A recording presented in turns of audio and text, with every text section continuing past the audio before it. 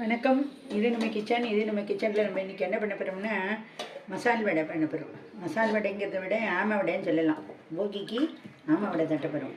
இதுக்கு இது பிறகு ஒரு இழாக்கு கடலை பருப்பை எடுத்து ஒரு 2 ஹவர்ஸாக நான் நினச்சி வச்சுருக்கேன், ஊற வச்சுருக்கேன். இதில் போட்டு இப்போ ஈரத்தை வடிய வைக்கிறேன். ஈரம் வடியணும், இதில் ஜலமே இருக்கக்கூடாது, சுத்தமாக ஜலம் இருக்கக்கூடாது. ஒரே 1 ஸ்பூன் அளவுக்கு எடுத்து வச்சு விடுறேன். இப்போ இது வடிச்சுட்டேன். இப்போ நம்ம என்ன பண்ண போகிறேன் அப்படின்னா, இதில் இது பாருங்க, பச்சை மிளகா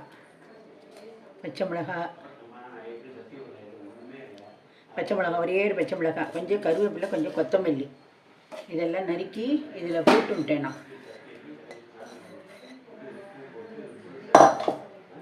நான் போட்டுவிட்டேன். அதுக்கப்புறம் ஒரு மிளகாய் வத்தல் 2 டேபிள் ஸ்பூன் அளவுக்கு பொட்டுக்கடலை. சில பேர் இது ரொம்ப மென்னியை பிடிக்கும் அப்படின்பா. இந்த மென்னியை பிடிக்காமல் இருக்கணும், சாஃப்டாக இருக்கணும், அதே சமயத்தில் கரகரன்னு இருக்கணும். அதுக்காக தான் இந்த ட்ரிக்கு, இந்த பொட்டுக்கடலை போட்டுக்கிறதெல்லாம் அதுக்காகத்தான். அவ்வளோதான். கொஞ்சம் பெருங்காய ஜலம், மஞ்சப்பொடி 1 ஸ்பூன்,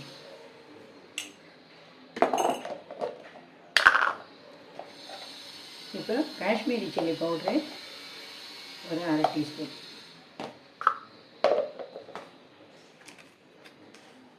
தேவையான அளவுக்கு உப்பு,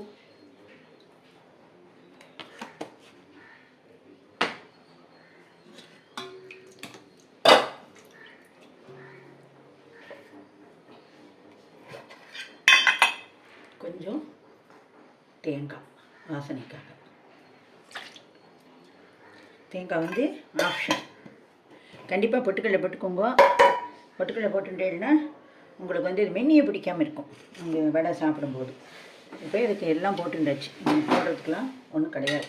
சில பேர் ஜீரகம் போடுவா, ஜீரகம்லாம் போடலை, ஆப்ஷன் தான். போடுறதா இருந்தால் ஜீரகம் போட்டுக்கலாம்.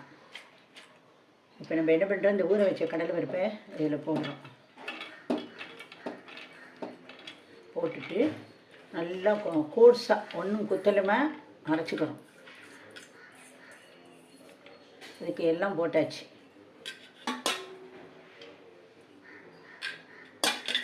இதை இப்போ ஒன்றும் கோர்ஸமாக அரைச்சிட்டு நான் உங்களுக்கு காட்டுறேன்.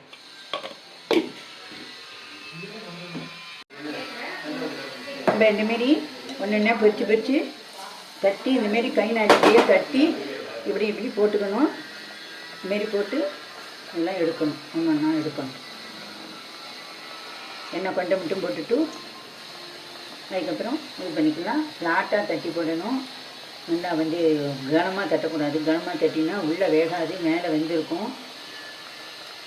சாதாரண நெல்லில் தட்டுறதா இருந்ததுன்னா பிரெட் க்ரம்ஸ் இருந்ததுன்னு வைங்கோ, இந்த ப்ரெட்டோடைய தூள் பேக்கரியில் கேட்டால் தனியாக கூட தருவாங்க. இல்லாட்டி நம்ம வீட்டில் ப்ரெட்டு வாங்கி சாப்பிட்டுட்டு, இல்லை இதுக்குன்னே ப்ரெட்டை வாங்கிட்டு அந்த சில குழந்தையெல்லாம் இந்த ஓரத்தெல்லாம் சாப்பிட மாட்டேன்பா, அதை வேஸ்ட் பண்ணாமே அதை மிக்சியில் போட்டு பவுட்ரு பண்ணி அதை இது கூட சேர்த்து கூட தட்டி போடலாம்.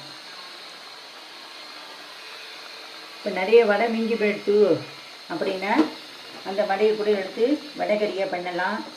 அந்த வடையை உப்புமா பண்ணலாம்.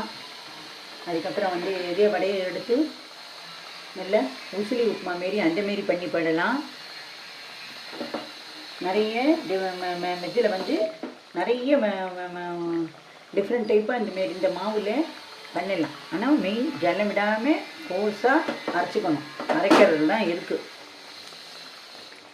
நம்ம எவ்வளோக்கு நம்ம எண்ணெய் விடாமல் அரைச்சி போடுறோமோ அவ்வளோக்கு இந்த வடை சூப்பராக வரும். சாதாரண நெல்லில் பண்ணும்போது இப்போ வெங்காயம் போட்டு பண்ணிக்கலாம். வெங்காயம் போடலை அப்படின்னாக்கா, வெங்காயம் வேண்டாம் அப்படின்னா வெஜிடபிள்ஸ் போட்டு பண்ணலாம். வெறும் முட்டைக்கோசு மட்டும் போட்டு பண்ணலாம். கேரட், பீட்ரூட் இந்தமாரி துருவி போட்டு அந்தமாரியும் பண்ணலாம். நிறைய மெத்தடில் பண்ணலாம்.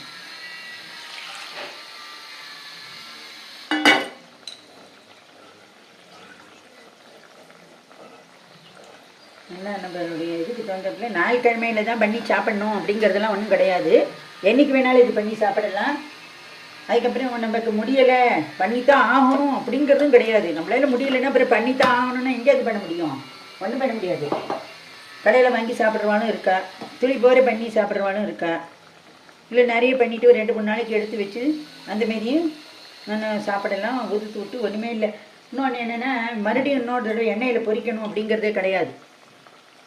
இதில் வச்சுட்டு ஆவியில் ஸ்டீம் குக் பண்ணிவிட்டு அதையும் எடுத்து சுட சுட வச்சு சாப்பிட்லாம். அதுக்கு எண்ணெய் வந்து ரொம்ப கம்மியாக தான் ஆகும்.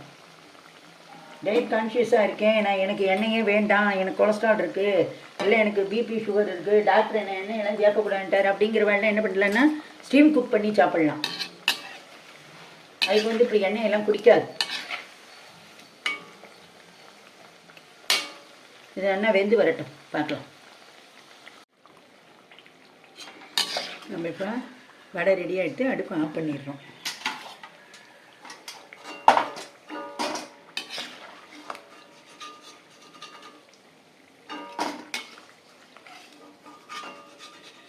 இதேமாரி நீங்களும் பண்ணி பாருங்க.